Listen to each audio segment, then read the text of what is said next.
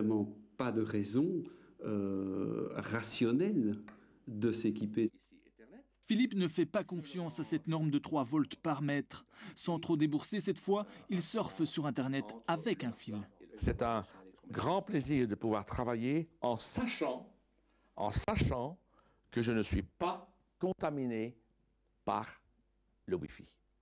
Et pour moi, ça m'apaise automatiquement.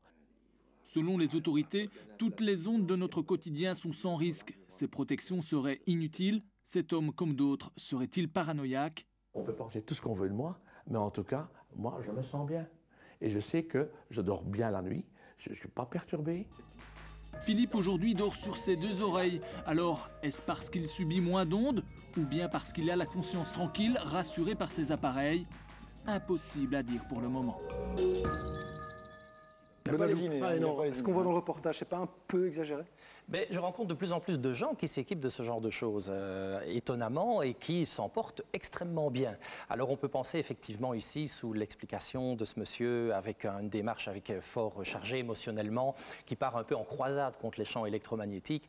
Mais je pense que ce qu'il faut retenir, c'est qu'il y a de multiples sources. Et que si on étudie séparément chaque source, on peut effectivement s'équiper de toute une série de technologies qui peuvent réduire l'exposition. Alors si on les met les unes derrière les autres, ça paraît important, mais en fin de compte, le but de l'opération, c'est de réduire l'exposition. Alors si plutôt que de déménager ou d'abattre sa maison et d'en refaire une nouvelle avec des matériaux écologiques, des câbles blindés et tout ce qui s'ensuit, avec un cahier des charges bien pensé pour ça, on peut réduire l'exposition avec quelques systèmes, pourquoi pas finalement? La vie du laboratoire, vous faites ces mesures, vous, alors par rapport aux données que vous récoltez, un attirail comme celui-là, peut-être pas aussi extrême, est-ce que c'est important, est-ce qu'il faut y penser à un moment ou pas? Je ne vais pas dire qu'il faut y penser, je dis cette personne est manifestement très préoccupée par la question et donc elle s'est prise en main et elle a pris les dispositions pour réduire son exposition. C'est tout à fait louable. Maintenant, de dire que tout le monde doit agir de cette façon-là, je n'irai pas jusque-là. Il y a des personnes qui sont probablement beaucoup plus sensibles que d'autres. Il y a quelque chose que je ne comprends pas. Alors, par rapport aux normes qui sont fixées, finalement, si ces normes, on peut faire confiance à ces normes, on n'a besoin de rien, logiquement.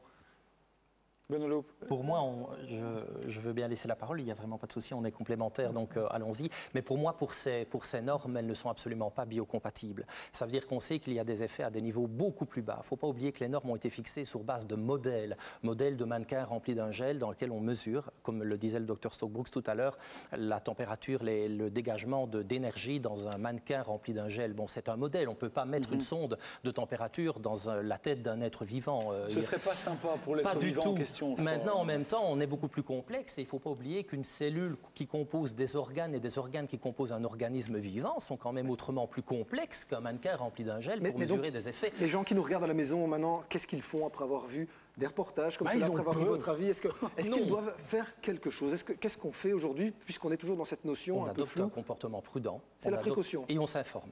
Surtout.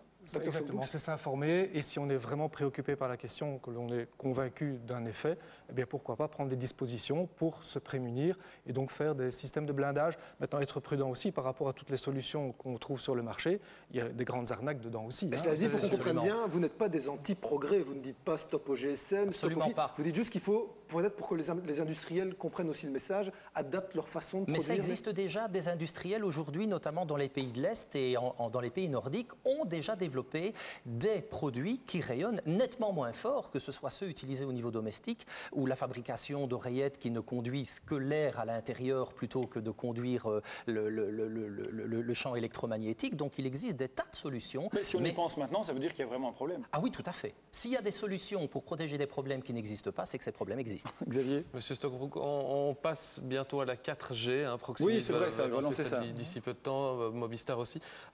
Est-ce qu'il faut y voir un risque? Est-ce que ça rayonne aussi de manière intense? Alors c'est une question très intéressante parce qu'on parle toujours du GSM et pour moi le GSM c'est une vieille technologie. C'est une vieille technologie dans le sens où elle n'est pas du tout performante.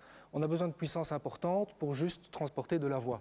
Si vous allez maintenant sur le 4G, donc il y a eu entre-temps le 2G et demi, il y a eu le 3G, maintenant on arrive au 4G. Mais si vous regardez la puissance nécessaire par rapport au service que l'on peut en attendre, on a une puissance largement plus faible et donc un niveau d'exposition beaucoup plus faible.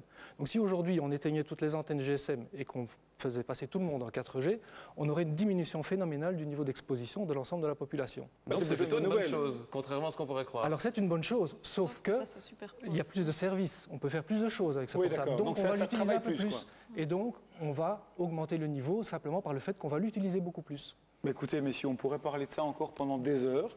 Je crois qu'il y a un moment, il faut s'arrêter. On va vous remercier d'être passé sur ce plateau et d'avoir répondu à nos questions. Et on va demander à Jean-Christophe de nous rejoindre, parce qu'à son tour, on va quelque part parler d'ondes aussi, un petit peu.